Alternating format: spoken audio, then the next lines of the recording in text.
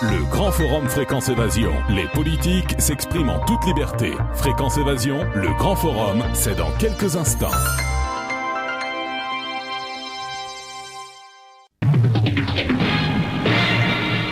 Fréquence Évasion. Chaque jour, sur Fréquence Évasion Radio, recherche, ovni, paranormal, faits de société, protection de l'environnement et les rendez-vous avec vos stars préférées dans Paroles de Stars. Fréquence Évasion, c'est également la voix des sudistes en Principauté de Monaco et dans le Grand Sud. Fréquence Évasion Radio, dites-nous tout.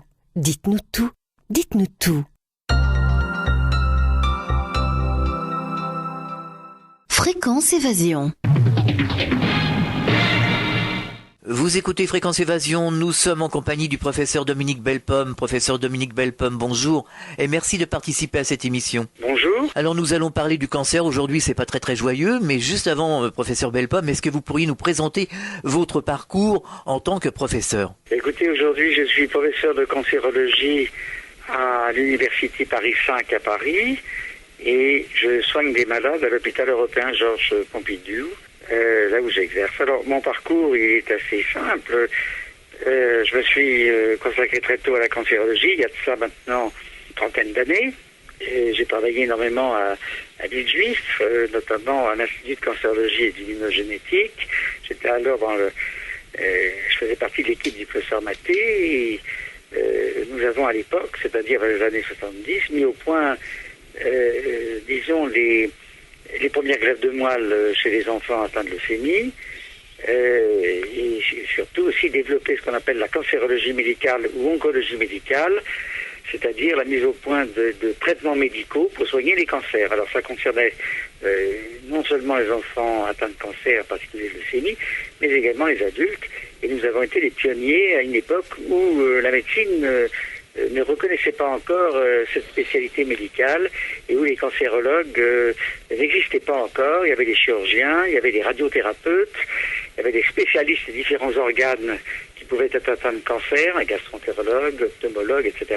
Il n'y avait pas de cancérologue. Donc nous avons été les pionniers en la matière et donc fondé cette cancérologie médicale qui est actuellement reconnue bien sûr et qui s'exerce dans les centres anticancéreux, il y en a une vingtaine en France, mais également dans les centres hospitalo-universitaires, dans le cadre de services d'oncologie médicale, et aussi bien sûr dans certaines cliniques spécialisées dans le traitement des cancers. Alors si on veut faire un bilan, professeur Bellepomme, qu'est-ce que l'on sait aujourd'hui du cancer et des avancées sur la recherche contre cette maladie? Ça a beaucoup progressé. Nos connaissances à propos du cancer ont beaucoup progressé, et notamment on doit cette progression à l'association que j'ai créée en 84, qui est l'ARTAC, Association pour la recherche thérapeutique anticancéreuse, puisque c'est grâce à cette association qu'on a mis au point les premiers traitements médicaux du cancer. Nous avons en effet depuis plus de 25 ans maintenant mis au point des médicaments anticancéreux très efficaces, bien sûr pas tout seul, dans le cadre de groupes coopérateurs nationaux, français donc et européens, mais aussi en partenariat étroit avec l'industrie pharmaceutique. Alors qu'est-ce qu'on sait aujourd'hui? On sait que le cancer est une maladie excessivement compliquée. Elle est liée à ce qu'on appelle des mutations, c'est-à-dire que nous avons dans nos cellules, dans le noyau de nos cellules, des chromosomes et disposés le long de ces chromosomes des petits microprocesseurs. On en a 30 000 au total. Ces petits microprocesseurs qu'on appelle des gènes. Alors ces petits microprocesseurs contrôlent la naissance, la vie et la mort de nos cellules. Et il suffit qu'il y ait une anomalie de 3 à 6 de ces petits microprocesseurs, des anomalies qu'on appelle des mutations, pour que un cancer puisse exister. Alors ça, c'est si vous voulez, la première phase de la genèse des cancers, mais il en a une deuxième où, une fois que les cellules ont ces petits microprocesseurs qui sont altérés, donc il y a ces 3 à 6 mutations, eh bien, il faut aussi que la cellule on puisse stimuler sa croissance. Et il y a cette deuxième phase consiste donc à faire que des facteurs de croissance qui stimulent la division de ces cellules mutées interviennent. Et donc, vous voyez que c'est un processus excessivement complexe, car on a découvert beaucoup de gènes qui pouvaient être à l'origine des cancers, ce qu'on appelle les gènes du cancer ou encore oncogènes. Et le résultat de tout ça, c'est de se dire que autant nos connaissances progressent dans le phénomène cancéreux lui-même, autant la mise au point de traitement se révèle être beaucoup plus difficile. Et la thèse que je défends, c'est que nous sommes arrivés presque à un maximum des possibilités de la médecine actuellement en matière de traitement, ou en tout cas de recherche thérapeutique, avec la chirurgie, la radiothérapie, la chimiothérapie, l'hormonothérapie, toutes ces thérapeutiques qui permettent aujourd'hui d'entraîner tout de même la guérison de près d'un malade sur deux, mais qui ne permettront pas à l'avenir, malgré les quelques progrès qui vont survenir, qui ne permettront pas d'entraîner la guérison de l'ensemble des malades. D'où la grande orientation actuellement de nos travaux de recherche au niveau de l'ARTAC, qui est essentiellement de jouer sur la prévention. Alors justement, la prévention, on en entend beaucoup parler. On parle souvent de dépistage, surtout pour les femmes, pour le cancer du sein. Alors, à quel moment on doit aller consulter? À quel moment on doit aller se faire dépister? Quand on a quelques petits malaises? Quand on se sent fatigué? À quel moment? Alors, il faut distinguer la prévention proprement dit, et en particulier le dépistage dont vous parlez, du diagnostic précoce. Le diagnostic précoce, c'est quand on a un symptôme qui est anormal. Alors ça, il y a des règles que je donne dans mon dernier livre concernant le cancer, qui est Guérir du cancer ou s'en protéger. C'est un livre que j'ai publié chez Fayard l'année dernière, en 2005, et je donne donc un certain nombre de règles pour justement reconnaître très tôt un cancer. Alors il y a le diagnostic précoce, c'est quand on a des signes d'alarme, par exemple lorsqu'on a des saignements anormaux, ou qu'on a une petite boule qui apparaît dans un sein, ou un ganglion qui apparaît de façon inexpliquée. Alors là, ce qu'il faut faire, c'est bien sûr ne jamais attendre, ne pas faire de politique de l'autruche et consulter tout de suite son médecin traitant, son généraliste, qui va faire les premiers examens indispensables pour faire le diagnostic. Et puis à côté de cela, vous avez ce qu'on appelle le dépistage. Alors le dépistage, c'est complètement différent. C'est vous êtes normaux, vous n'avez aucun symptôme, et vous voulez savoir s'il n'y a pas un cancer qui est en train de se développer à votre insu. Et si vous voulez, il y a actuellement, comme vous le savez, un programme de dépistage national qui est mis au point pour les cancers du sein. Il y en a un qui est en train de se mettre au point pour les cancers du gros intestin. Mais si vous voulez, ce dépistage qui devrait être efficace dans ces deux catégories de tumeurs ne l'est pas pour toutes les tumeurs, car il y a beaucoup de cancers pour lesquels il n'y a pas de dépistage possible, car si vous voulez, la maladie se révèle brutalement d'abord par un symptôme, et avant on n'arrive pas à la dépister lorsqu'il n'y a pas ces symptômes. Donc si vous voulez, il y a des progrès qui sont faits dans le dépistage, mais à côté du dépistage, la prévention consiste aussi à éviter l'apparition d'un cancer. C'est-à-dire qu'on joue en amont même des lésions précancéreuses qu'on peut dépister. Et dans ce cas-là, c'est ce qu'on appelle la prévention primaire. Dans ce cas-là, c'est reconnaître les facteurs qui sont à l'origine du cancer. Et donc, c'est un problème que nous abordons à l'ARTAC. D'abord, on recherche, si vous voulez, les facteurs qui sont liés, qui induisent un cancer. Et puis, on essaie, bien sûr, de trouver des mesures de prévention primaire, c'est-à-dire qu'on va essayer de retirer ces facteurs de notre mode de vie ou de l'environnement, de façon à éviter de faire des cancers. Donc, si vous voulez, aujourd'hui, il y a un côté positif à la stratégie anticancéreuse, à la lutte contre le cancer, qui est le fait qu'on guérit 45% des malades. Le plus souvent, c'est les petits cancers d'ailleurs. Mais il y a un côté négatif, c'est un peu comme un verre à demi-plein, à demi-vide. Le côté négatif, c'est que il est fort peu probable qu'avec les traitements actuels, nous arrivions à guérir dans les années qui viennent les 55% de malades qui ne guérissent toujours pas de leur maladie. C'est dire qu'il va falloir jouer à fond sur la prévention de façon à ce qu'on fabrique moins de cancers. Et il y a le dépistage, bien sûr, mais il y a aussi la prévention primaire dont je parle, c'est-à-dire éviter les facteurs qui causent les cancers, et ces facteurs sont liés au mode de vie ou à l'environnement. Alors certaines associations qui militent contre le cancer ont fait beaucoup de campagnes contre le tabac. Oui, alors c'est là où nous distinguons, nous. Il y a un certain nombre d'associations telles que la Ligue contre le cancer et l'ARC qui font, et en particulier la Ligue contre le cancer, donc qui font des campagnes anti-tabac, et ça, nous sommes tout à fait d'accord là-dessus. Et il faut, bien sûr, la lutte contre le tabac est essentiel, car le tabac reste un facteur majeur de l'apparition des cancers, mais il n'explique pas tous les cancers. On admet dans nos calculs qu'actuellement, un cancer sur 4 est lié au tabagisme. Donc il faut certainement renforcer la lutte contre le tabagisme. Il y a non seulement les personnes qui fument qui sont concernées, mais il y a aussi les autres. à cause du tabagisme passif, qui sont à côté, qui ne fument pas, et qui peuvent, si vous voulez, recevoir dans des lieux où on fume beaucoup, recevoir une fumée sans qu'ils fument eux-mêmes, et ce tabagisme passif peut être lui aussi, bien que de façon moins nette, responsable de cancers, en particulier des cancers des voies respiratoires. Bon, le vrai problème aujourd'hui, c'est que, si vous voulez, en dehors de ces 25% de cancers liés au tabagisme, dans lesquels on fait rentrer notamment les cancers du poumon, si vous voulez, mais d'autres cancers aussi, il y a 3/4 des cancers qui ne sont pas liés au tabagisme. Mais le problème actuellement est de savoir à quoi sont-ils liés. Et la thèse que nous développons à l'ARTAC, et là nous sommes tout à fait original par rapport aux autres associations, car notre association est une association de recherche, c'est-à-dire que nous regroupons un nombre important de chercheurs, tant en France qu'à l'étranger. Et bien notre thèse est de dire que les cancers qui ne sont pas liés au tabac, eh bien, sont au moins en partie liés à des facteurs environnementaux. Et là, on retombe essentiellement sur la pollution physique et chimique de notre environnement. Alors évoquons, si vous le voulez bien, professeur Bellepomme, les problèmes des cancers liés à Tchernobyl, liés à la radioactivité, au nucléaire. Alors, si vous voulez, là, il faut être tout à fait prudent dans ce que l'on dit. Tout à fait, j'ai préféré. Donc, il faut être prudent tout de même, car si vous voulez, bien sûr que les rayonnements ionisants en particulier, mais aussi non ionisants, en tout cas, la radioactivité, tout ça, c'est très dangereux pour notre santé. Ça, c'est clair, c'est indiscutable. Et vous savez que Tchernobyl va se solde par un certain nombre de malformations congénitales qui sont sur place, par surtout des cancers du corps thyroïde, peut-être par certaines leucémies, bien que les chiffres statistiques ne soient pas très, très, très clairs à ce niveau-là. Il est clair que, si vous voulez, depuis la dernière guerre, c'est-à-dire depuis 40, nous avons ajouté à la radioactivité naturelle, qui est essentiellement liée au radon, qui est un gaz radioactif qui existe dans les Ardennes, etc. Bon.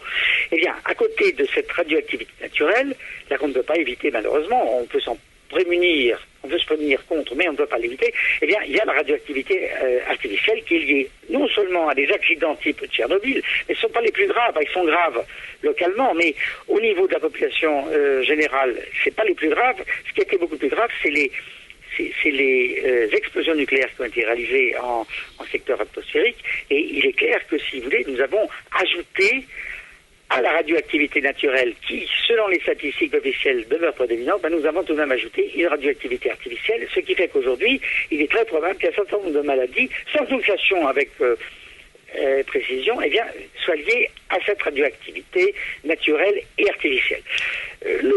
Pour revenir au cancer, ce qu'il faut savoir, c'est que tout de même, les risques liés à la radioactivité et de façon générale à tous les rayonnements sont probablement tout de même beaucoup moins importants que les risques liés au virus ou aux produits chimiques. On admet que 10% des cancers, pas plus, seraient liés au rayonnement.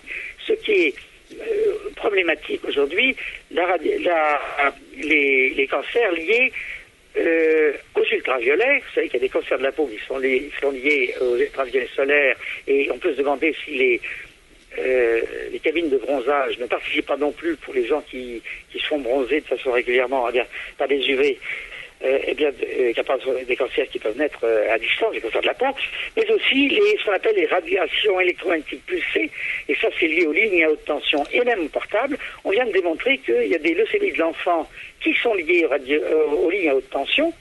Quand on habite trop près d'une ligne à haute tension, notamment dans un territoire qui est inférieur à 300 mètres, les enfants risquent de faire des leucémies.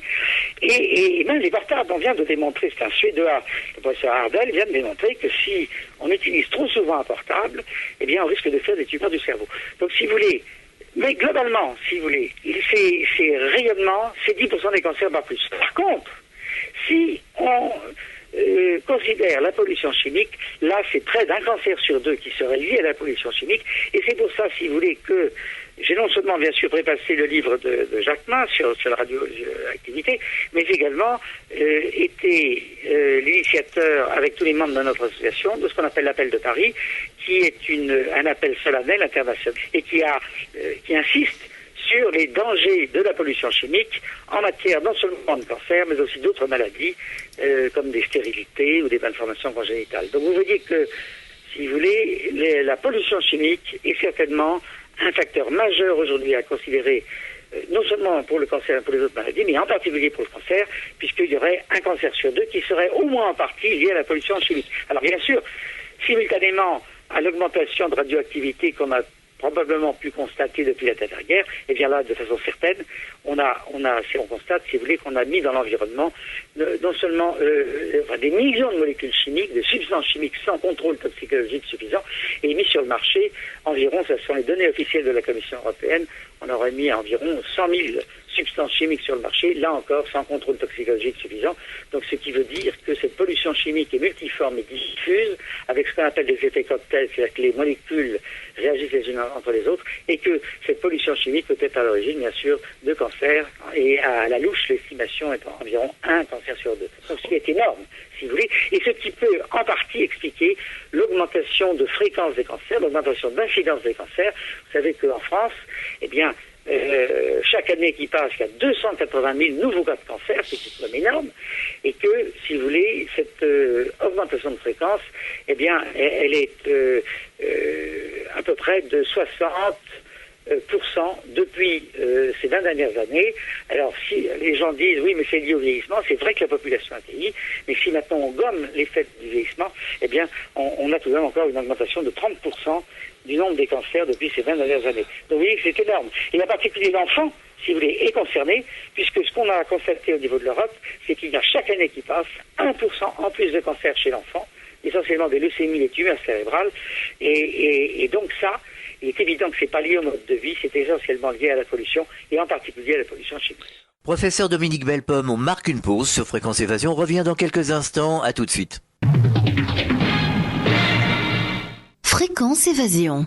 Chaque jour, sur Fréquence Évasion Radio, recherche, ovni, paranormal, faits de société, protection de l'environnement et les rendez-vous avec vos stars préférées dans Parole de Stars. Fréquence Évasion, c'est également la voix des sudistes en Principauté de Monaco et dans le Grand Sud. Fréquence Évasion Radio, dites-nous tout. Dites-nous tout. Dites-nous tout. Fréquence Évasion. Nous sommes de retour sur Fréquence Évasion, toujours en compagnie du professeur Dominique Bellepomme. Nous parlons des problèmes liés au cancer. Alors, est-ce que le projet REACH va nous apporter quelque chose ? Le projet REACH, si vous voulez, on s'en occupe beaucoup également de notre côté, par le biais de l'appel de Paris. Et cet appel a été présenté justement devant les parlementaires européens, à la Commission européenne, etc. Bon, nous avons fait plusieurs conférences de presse à Bruxelles. Il est évident qu'il faut renforcer REACH plutôt que de l'affaiblir. Le Parlement avait voté en faveur de REACH, donc de façon tout à fait correcte. Malheureusement, le Conseil, si vous voulez, est revenu avec des amendements qui sont proposés. Vous savez que la deuxième lecture au Parlement en session générale va avoir lieu incessamment sous peu. Je pense que ça va être en septembre, et que ce que nous espérons, c'est que le programme REACH, qui est un programme essentiel puisqu'il tente à réguler la mise sur le marché des produits chimiques, eh bien avec donc un dossier notamment toxicologique beaucoup plus important qu'il ne l'est aujourd'hui, eh bien nous espérons que le Parlement va si j'ose dire, poursuivre le renforcement de ce programme européen REACH. REACH, ça veut dire R, c'est registration, c'est-à-dire enregistrement. E, c'est évaluation. A, c'est autorisation. CH, chemicals. Donc, c'est enregistrement, autorisation, évaluation, autorisation des produits chimiques. Donc ça, c'est très important. La bataille pour renforcer REACH est essentielle. Et j'invite d'ailleurs, si vous voulez, tous vos auditeurs, non seulement à signer l'appel de Paris, qui est un élément essentiel pour justement renforcer REACH, mais également à se mobiliser au sein des associations citoyennes, que ce soit des associations d'anciens malades, quelle que soit d'ailleurs la maladie concernée, car comme je le disais, la pollution chimique, il n'y a pas que le cancer, il y a beaucoup d'autres maladies, il y a la stérilité, les malformations congénitales, mais il y a aussi certaines maladies du système nerveux central, en particulier les maladies dégénératives, maladie de Parkinson, ou même certaines formes d'Alzheimer. Tout ça, c'est en partie lié à la pollution chimique. Certaines maladies telles que l'autisme, par exemple, est également liée à la pollution chimique, en particulier ici à une intoxication mercurielle. Donc il faut à tout prix renforcer le programme européen REACH. Il faut que vos éditeurs se mobilisent au sein de ces associations de consommateurs, d'anciens malades, associations écologie. écologistes, car il est clair que tout ça, c'est la pollution chimique, c'est lié à des problèmes d'environnement. Donc il faut absolument se mobiliser actuellement. Alors concernant toujours ce cancer, il y a des problèmes liés aux professions, aux diverses professions. Alors les cancers professionnels sont très probablement sous-estimés dans notre pays. On admet que, si vous voulez, ils seraient à l'origine de 7% des cancers. La plupart de ces cancers, eh bien, c'est lié à la pollution chimique. On retombe dans la pollution chimique, si vous voulez. Car c'est surtout des produits chimiques toxiques que les gens manipulent dans leur travail. Et là, il y a un renforcement des mesures de protection, tout en sachant qu'il y a aussi un problème de formation et d'éducation des gens sur le travail, car très souvent, il y a des règles qui existent et qui ne sont pas respectées. On ne met pas le masque, on ne met pas le blouson ou le casque de protection. Donc, si vous voulez, il y a des mesures de renforcement à avoir au niveau de la protection, mais aussi au niveau de l'éducation. Il faut absolument que les règles soient respectées. Il faut également que les inspections du travail se développent. Les médecins du travail sont bien sûr les premiers concernés, mais c'est pas toujours facile pour eux, car, si vous voulez, autant ils peuvent voir en consultation des malades qu'est-ce qu'ils font, d'ailleurs de façon très correctement, mais très souvent les mesures concernent l'entrepreneur lui-même, et donc là ils sont quelquefois bloqués tout simplement pour des raisons techniques. Ils n'arrivent pas, si vous voulez, justement à faire qu'il y ait un plus grand nombre de mesures de prévention primaire et de précaution qui entrent dans les règles de protection. Donc, si vous voulez, là, il y a encore un énorme travail qui est non seulement donc lié à l'organisation de la médecine du travail, ce qu'on appelle maintenant la santé au travail, mais aussi il y a tout un travail législatif à faire. Et là, c'est essentiellement d'une part les entreprises qui sont concernées, mais surtout aussi nos hommes politiques. Alors je suppose qu'il y a certainement encore des progrès à faire, mais qu'il y a un travail important au niveau de l'écoute pour les personnes qui ont des pathologies lourdes, des cancers, qui subissent des chimiothérapies. Je suppose que l'écoute, c'est très très important. Tout à fait. Alors, si vous voulez, c'est ce que développe tout à fait mon livre. Mon livre est absolument dans Guérir du cancer chez Fayard. Il est axé sur les malades. Et c'est d'ailleurs également l'axe principal de l'ARTAC. Il est évident que nous avons comme axe principal, si vous voulez, la prise en charge des malades. Alors, nous ne pouvons pas bien sûr répondre à toutes les questions. Au niveau de la recherche, nous pouvons tout de même donner des grandes lignes de, si vous voulez, au niveau des traitements et des précautions et des préventions pour ceux qui ne sont pas malades. Et en particulier dans ce livre, je donne donc 7 règles, si vous voulez, pour les malades afin qu'ils fassent partie des 45% des malades qui guérissent, et bien sûr 30 recommandations également pour les malades, pour les non-malades, pour qu'il n'y ait pas de cancer. Alors quand on a un cancer, la situation ne doit pas être considérée comme désespérée, on en guérit 45%, et d'autre part, ceux qui ne guérissent pas, eh bien il faut savoir que tout de même, il y a une prise en charge qui s'est considérablement améliorée depuis ces 25 dernières années, prise en charge technique bien sûr, mais également psychologique.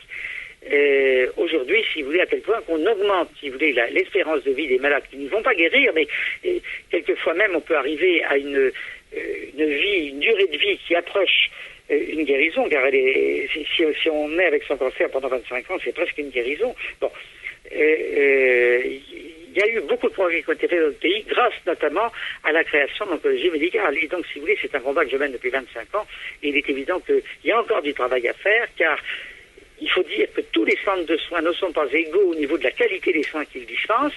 Il y a des meilleures équipes que d'autres. Il n'est pas toujours facile, c'est-à-dire de faire la différence entre les bonnes équipes et les mauvaises équipes. Je donne les règles, là encore, dans mon livre, pour distinguer, si vous voulez, les bons centres des moins bons, tout en sachant que c'est aussi au malade de faire le pas et de voir, en fonction de ce que lui dit son médecin traitant, d'aller auprès de l'équipe qui paraît la plus performante et la plus humaine aussi, car il n'y a pas que la performance technique, il y a aussi le côté humain qui joue. Ce que je dois dire aussi, je rends hommage aux équipes soignantes aujourd'hui, en particulier aux infirmières, qui de façon générale font un travail considérable sur le terrain, et je pense que, si vous voulez, nous n'avons pas suffisamment de considération au niveau de la société pour le travail qui est effectué par les infirmières, notamment par les infirmières qui s'occupent d'oncologie médicale, car elles sont au contact des malades en permanence, et je vous assure que c'est un travail difficile, lourd. On ne peut pas bien sûr toujours endosser toute la misère du monde, mais elles prennent une grande part sur elles. Il faudrait surtout renforcer le personnel dans les hôpitaux. Oui, alors ça, si vous voulez, bien sûr, il y a un manque de personnel dans les hôpitaux. Il y a aussi, je dirais, un manque d'organisation et surtout que nos hôpitaux coûtent très cher aujourd'hui. C'est, si vous voulez, la thèse qui est défendue dans un de mes livres également, Ces maladies créées par l'homme, chez Albin Michel, mais là c'était en 2004, c'est qu'aujourd'hui nous créons nos propres maladies. Donc si vous voulez, les maladies augmentent, donc les malades augmentent, les consultations sont aujourd'hui surchargées de malades, non seulement en cancer, mais dans d'autres maladies telles que la stérilité, ou telles que même les maladies neurologiques, comme je le disais tout à l'heure. Bon, chez l'enfant également, l'asthme, si vous voulez, on admet qu'en Europe, il y a un enfant sur 7 qui est devenu asthmatique. Donc les allergies, en particulier l'asthme, ça, c'est pléthore au niveau des consultations. Donc le nombre de malades augmente. Il est évident que cela demande, en plus les traitements deviennent de plus en plus chers, car les traitements sont de plus en plus lourds, car les recherches sont de plus en plus difficiles à faire, donc ça consomme beaucoup d'argent. Donc tout ceci explique, si vous voulez, que nos hôpitaux sont le plus souvent en faillite et que si nous continuons comme ceci à polluer notre environnement, à induire des maladies, eh bien nous allons finir, si vous voulez, par faire que notre système de sécurité sociale ne pourra plus répondre à tout cela. Alors, on voit déjà les hôpitaux qui sont en faillite. Beaucoup de centres anticancéreux sont aujourd'hui en faillite en France parce que les traitements coûtent trop cher, il y a trop de malades. Donc, si vous voulez, en plus, ces 35 heures, ça n'a pas arrangé le problème, car effectivement, maintenant, les infirmières ne travaillant plus de 35 heures, eh bien, il faut les remplacer par d'autres, car malheureusement, on ne peut pas diminuer le temps de soins. Et ça, c'est un énorme problème. Les 35 heures ont peut-être rendu des services dans cette branche de l'industrie. Je n'en sais rien. Les avis sont partagés. Bon, il y en a qui disent oui, il y en a qui disent non au niveau des politiques. En tout cas, moi, ce que je dis au niveau du secteur hospitalier, c'est que les 35 heures, en tout cas, n'ont pas rendu service. Et que c'est vrai que nous manquons d'infirmières aujourd'hui, comme nous manquons de médecins aussi, y compris en oncologie médicale. Donc, si vous voulez, il y a trop de maladies, trop de malades, et pas assez de personnel soignant. Revenons au problème psychologique du malade. C'est la chimiothérapie qui pose problème. Ça doit être très très difficile à vivre une chimiothérapie au jour le jour comme ça. Est-ce qu'il y a des moyens pour éviter justement de subir cette chimiothérapie ? C'est une idée qui court la rue actuellement. C'est vrai qu'il y a des chimiothérapies difficiles à supporter, mais là, il y a eu des progrès énormes qui ont été accomplis. Les chimiothérapies d'aujourd'hui ne sont plus celles qu'on a connues il y a 25 ans. Ce sont des chimiothérapies qui sont beaucoup plus facilement supportées, parce que là, on a fait des progrès, on a amélioré les médicaments. Les médicaments qu'on utilise aujourd'hui ne sont plus les mêmes qu'il y a 25 ans. Et de toute façon, pour traiter un cancer, il n'y a pas d'autre alternative que la chimiothérapie. Les progrès, d'ailleurs, les 45% de malades qui aient cette maladie, alors qu'il n'y en avait que 20% ou 25% il y a 25 ans, eh bien, c'est essentiellement lié à la chimiothérapie. Aujourd'hui, ne pas faire une chimiothérapie dans un cancer, c'est exceptionnel. Et que, si on n'en fait pas, on a toutes les chances de ne pas guérir. Voilà. Donc, si vous voulez, il faut être très clair là-dessus. La chimiothérapie et d'autres traitements médicaux, tels que l'hormonothérapie, dans certains cas très particuliers, tels que le cancer de la prostate, eh bien, c'est incontournable. Donc, si vous voulez, là, il faut être très clair là-dessus. Il n'y a pas de remplacement de la chimiothérapie possible. Quand un médecin, un cancérologue dit, écoutez, madame ou monsieur, il faut faire une chimiothérapie, c'est qu'il aura déjà vu toutes les possibilités, qu'il n'y en aura pas d'autres. Alors, malheureusement, ou heureusement, parce que si vous voulez, les chimiothérapies sont devenues actives, beaucoup plus actives qu'autrefois, et beaucoup mieux tolérées, eh bien, c'est grâce à ces chimiothérapies qu'on guérit aujourd'hui du cancer. Donc dans 45% des cas malheureusement, et qu'on a une durée de vie augmentée lorsqu'on ne guérit pas. Donc si vous voulez, l'énorme progrès qui a été fait depuis ces 25 dernières années, c'est la chimiothérapie. Donc c'est une arme majeure. Professeur Dominique Bellepomme, on marque une deuxième pause sur Fréquence Évasion et nous nous retrouverons juste après pour conclure cette émission. À tout de suite. Fréquence Évasion. Chaque jour sur Fréquence Évasion Radio, vos rendez-vous quotidiens. Écoutez Fréquence Évasion en téléchargeant l'application iPhone ou Android et retrouvez-nous sur www.fréquenceévasion.com. Infos, chroniques, interviews et détente. Fréquence Évasion Radio, dites-nous tout. Fréquence Évasion. Fréquence Évasion. Alors les progrès, on les doit à l'ARTAC. Alors quels sont les progrès, quelles sont les recherches qui ont été faites grâce à l'ARTAC ? L'ARTAC a fait énormément, si vous voulez, sur les 10 nouveaux médicaments justement utilisés en cancérologie médicale, dont un grand nombre dans le domaine de la chimiothérapie, eh bien on les doit à l'ARTAC. L'ARTAC est internationalement connue, si vous voulez, c'est l'une des associations les plus actives en France et même en Europe dans le domaine du traitement des cancers. Il faut savoir que, si vous voulez, pour mettre un médicament au point, il fallait 15 ans avant que l'ARTAC arrive. Maintenant, c'est moins de 10 ans. Ceci est grâce aux efforts consentis par l'industrie pharmaceutique, bien sûr, mais aussi à l'organisation de la recherche clinique, c'est-à-dire que celle qui, justement, est justifiée pour mettre au point chez les malades des nouveaux traitements, et ça, c'est grâce aux travaux de l'ARTAC et à ce qu'a fait l'ARTAC depuis 25 ans. Nous avons introduit en France ce qu'on appelle les bonnes pratiques cliniques, c'est-à-dire les méthodes pour, justement, que ces médicaments soient mis au point beaucoup plus rapidement qu'autrefois.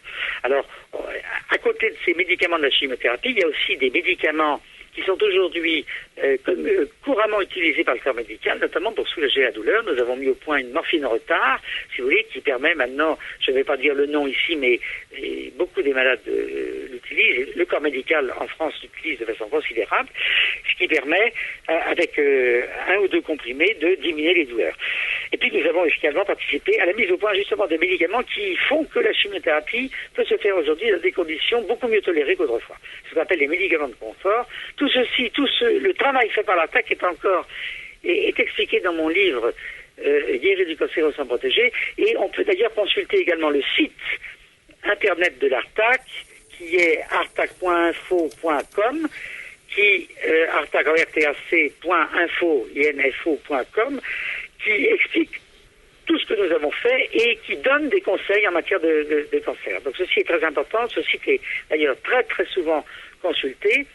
Il était tellement important que les anglophones, les Anglais nous ont demandé, les Américains nous ont demandé qu'on ait une traduction en anglais de ce site, ce qui va avoir lieu dans les mois qui viennent.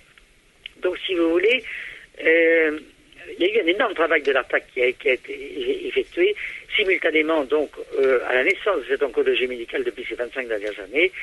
Et je crois que ce qui distingue l'ARTAC des autres associations, c'est que les autres associations, c'est des associations qui collectent de l'argent et puis qui redistribuent l'argent à des chercheurs. On ne sait pas toujours exactement ce qui est fait par ces chercheurs, alors qu'à l'ARTAC, si vous voulez, l'argent va directement aux chercheurs, il n'y a pas d'intermédiaire, puisque l'ARTAC est un rassemblement de chercheurs. C'est ça la grande différence qui est avec les autres associations, c'est que c'est une association de chercheurs. L'ARTAC, moi-même je suis donc, si vous voulez, président de cette association, et je m'occupe des recherches, ainsi que d'autres, si vous voulez, qui sont au sein de l'association. Nous avons un bulletin trimestriel qui fait état des recherches, et là nous venons de mettre au point, c'est un scoop que je vous donne et que je donne à vos auditeurs, nous venons de mettre au point un nouveau test diagnostique en relation étroite avec le CNRS de Paris, et avec peut-être la possibilité de mettre au point un nouveau médicament, un tout nouveau médicament, qui permettrait aux malades qui sont résistants aux médicaments actuels, eh bien encore de vivre plus longtemps dans des conditions confortables. Mais bien sûr, c'est pas encore pour demain. Nous avons des travaux à faire sur ce thème, et il est évident que nous avons besoin d'aide.